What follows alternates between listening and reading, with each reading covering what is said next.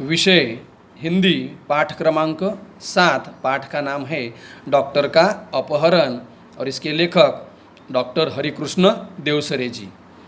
इसके पहले हमने देखा था कि भटनागर जी का संदेश सीडी के माध्यम से हम पृथ्वीवासियों के लिए है कि आगे भविष्य में हमारे पृथ्वी पर भी इस तरह की समस्या आ सकती है, जो मशीनें हैं, प्रदूषण है या जलवायु परिवर्तन है। यदि अगर अभी हम इस बारे में कुछ सोचें तो शायद पृथ्वी का या आने वाली पीढ़ियों का भविष्य कुछ हम अच्छी तरह रख सकते हैं। तो वह बता रहे थे कि जिस तरह से इस ग्रह पर विज्ञान ने प्रगति की है तो उस तरह से हमारे ग्रह पर यानी पृथ्वी पर भी विज्ञान ने प्रगति की है। यदि अगर मशीनों की संख्या बढ़ती गई, वातावरण प्रदूषित होता रहा, जलवायु परिवर्तन होता रहा, तो पृथ्वी पर भी ऐसे बुरे दिन आ सकते हैं।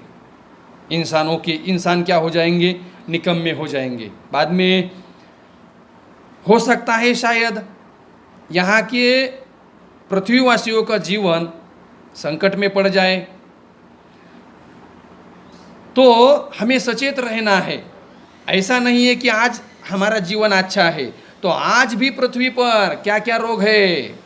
आज भी पृथ्वी पर कैंसर है, दिल की बीमारी है, तनाव है, तनाव के कारण होने वाली बीमारियां है, ब्लड शुगर है, और यह सब बीमारियां हमें उस भविष्य का संकेत दे रही है।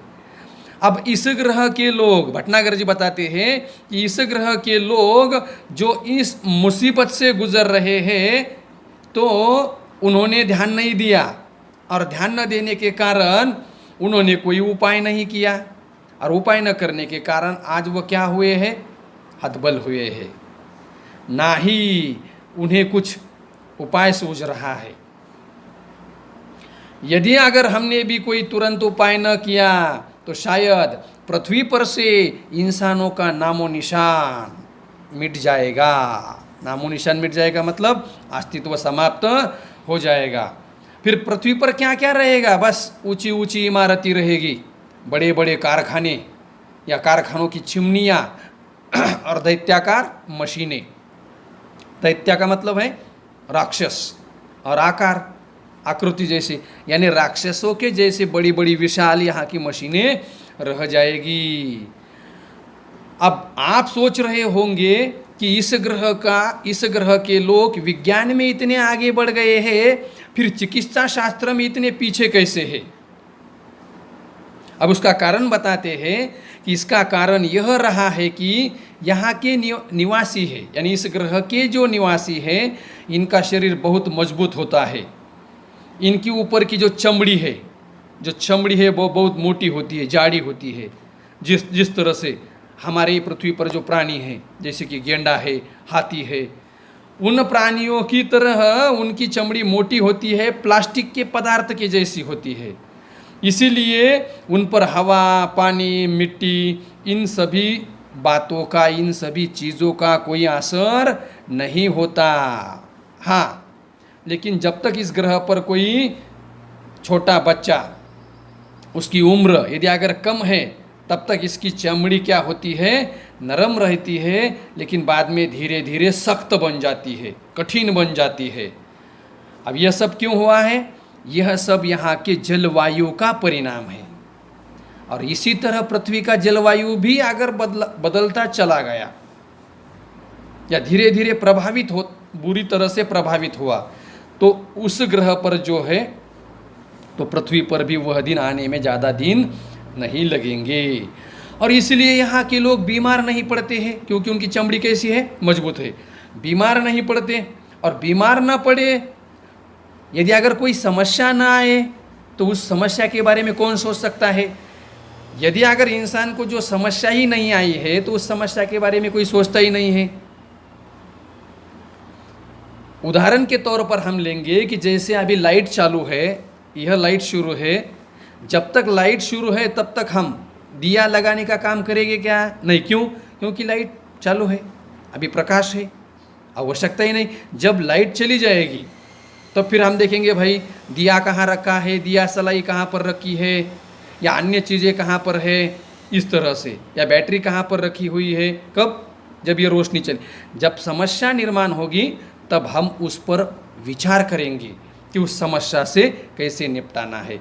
अब यहाँ के लोगों को समस्या ही नहीं है, कभी बीमार ही नहीं पड़े हैं, इसलिए उन्होंने चिकित्सा शास्त्र की ओर ध्यान ही नहीं दिया। लेकिन अब बहुत बड़ी मुसीबत आई है, सड़न रोग हुआ है।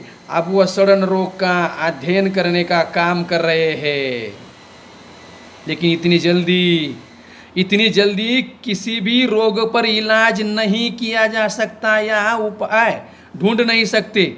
जैसे आप बता सकते हैं, जैसे पिछले 6 महीनों से लॉकडाउन शुरू है या सब काम हम देखते हैं, किस कारण, कोरोना के कारण। लेकिन कोरोना पर अभी दवाई आई है क्या बाज़ार में? नहीं। क्यों नहीं आई? क्योंकि उसे ढूंढना मुश्किल होता है। उसी तरह से वहाँ के ग्रह के लोगों को भी सड़न रोग के बारे में जानकारी लेना तो समय लगेगा, लेकिन तब तक वहाँ के लोग मर रहे हैं। इसीलिए डॉक्टर साहब को यहाँ से उठाकर भगा कर ले गए हैं।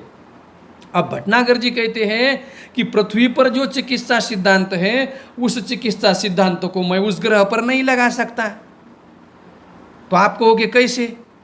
वहाँ पर भी लोग हैं, यहाँ पर भी लोग हैं, लगाना चाहिए। तो फिर आपको एक उदाहरण देता हूँ मैं। इंसान का भी डॉक्टर होता है और जानवरों का भी डॉक्टर होता है। इंसान के लिए भी इंजेक्शन होता है और जानवर के लिए भी इंजेक्शन होता है। समझ लीजिए कोई व्यक्ति बीमार पड़ा है और इंसान का डॉक्टर नहीं मिला है, तो फिर यदि अगर उस व्यक्ति को हम जानवर के डॉक्टर के पास ले जाएंगे तो फिर इंजेक्शन लगवा सकते हैं क्या इतना बड़ा? नहीं। क्यों? क्योंकि जानवर और इंसान दोनों में फ़र्क है, अपनी अपनी दवाइयाँ है, उनके अपने अपने सिद्धांत है। जानवरों के अलग सिद्धांत है और इंसानों के अलग सिद्धांत है। तो उस तरह से पृथ्वी पर का जो ज्ञान है मैं वहाँ पर लागू नहीं कर सकता हूँ। मैं कोशिश कर रहा हूँ कि इस घातक रोग के लिए दवाई बनाना या अंग प्रत्यारोपण करना, यानी अंग बदलकर दूसरा अंग वहाँ पर लगवाना। लेकिन यह काम मेरे अकेले के बस की बात नहीं है। मैं अकेला इतना बड़ा काम नहीं कर सकता, क्योंकि एक पूरे ग्रह के लोगों के लिए दवाई बनवाना ये तो मेरे लिए मुमकिन नहीं है। अब मेरा छुटकारा तभी होगा कि जब मैं इन्हें दवाई उपलब्ध करा सकूं या मुहैया करवा सकूं। अब बात तो ऐसी है कि अकेला बना नहीं सकता, तब ये लोग क्या योजना बना रहे हैं कि मेरी सहायता, मेरी मदद करने के लिए पृथ्वी पर से कुछ और वैज्ञानिक और डॉक्टर को उठाकर भगाकर इस ग्रह पर और लाया जाए, जिस तरह से मुझे लाया गया है। लेकिन मैं उनकी बात से सहमत नहीं हूँ। मैं चाहता हूँ कि ये लोग स्वयं सीखे, सारी बातें स्वयं सीखे, अपना इलाज खुद करे। अब अपहरण बनाने की जो योजना है इन लोगों ने बनाई है वो तो गुप्त रखी है कि पृथ्वी पर के किस देश के किस वैज्ञानिक और किस डॉक्टर को ये भगा कर लाएंगे, ये तो मुझे भी मालूम नहीं है। इसका मतलब समस्या बढ़ गई है। अब अपहरण करना ये उनकी योजना है। लेकिन जो भी हो, अगर मैं सही सलामत पृथ्वी पर वापस आना चाहता हूँ तो मेरी मर्जी से नहीं, इनकी मर्जी से मैं वापस आ सकूँगा। अब ये लोग मुझे कब छोड़ेंगे? जब इनके बीमारी का इलाज पूरा हो जाएगा, जब इन्हें सड़न रोग से मुक्ति मिलेगी, तब ही मैं आ सकूँगा। फिलहाल मेरा आना कठिन है और मैं कब वापस आऊँगा यह भी नहीं बता सकता। इसलिए आप लोग घबराए नहीं, मुझे यहाँ पर कोई कष्ट नहीं है, मैं आराम से हूँ। बस मेरे आने तक आप लोग यह समझ लीजिए कि मैं किसी विदेश यात्रा पर गया हूँ।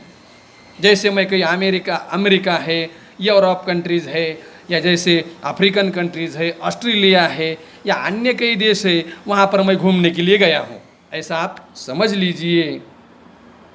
अब इतना सारा संदेश सुनने के बाद, यानी कौन सा संदेश? जो डॉक्टर भटनागर जी ने सीडी के माध्यम से दिया है। इतना संदेश सुनने के बाद सभी लोग आश्चर्यचकित हो जाते हैं और तब इस रहस्य पर से पर्दा उठ जाता है कि भाई डॉक्टर साहब कहाँ गए हैं, उनके साथ क्या हुआ है। और यह रहस्य उद्घाटन आज के लिए भी और भविष्य के लिए भी। आज के लिए क्यों? आज के लिए क्योंकि डॉक्टर भटनागर जी कहाँ हैं यह पुलिस को पता चला है, उनके घर वालों को पता चला है। और भविष्य के लिए क्यों? क्योंकि पृथ्वीवासियों को सजग कर दिया है, सचेत कर दिया है कि जिस तरह से उस ग्रह पर हुआ है इस तरह से हमारे पृथ्वी पर न हो, इसलिए पृथ्वीवासियों को आज से ही क्या करना है? सजग रहना है, सचेत रहना है। और हमें मशीन, कारखाने, प्रदूषण, इन सभी को एक सीमित तक रखना है। और विज्ञान के साथ जो विकास हो रहा है उस विकास को भी हमें इंसान के साथ साथ ही, इंसान से बढ़कर नहीं, ताकि कुदरत को उससे कुछ हानि हो और उसके सारे जो बुरे परिणाम है वो इंसान के साथ साथ सभी पृथ्वीवासियों को भुगतने पड़ेंगे। इस तरह से यहाँ पर यह पाठ समाप्त होता है। अब आपको यह पाठ पढ़ना है और इस पाठ का स्वाध्याय लिखना है, स्वाध्याय पूरा करना है। आगे का पाठ आगे की वीडियो में।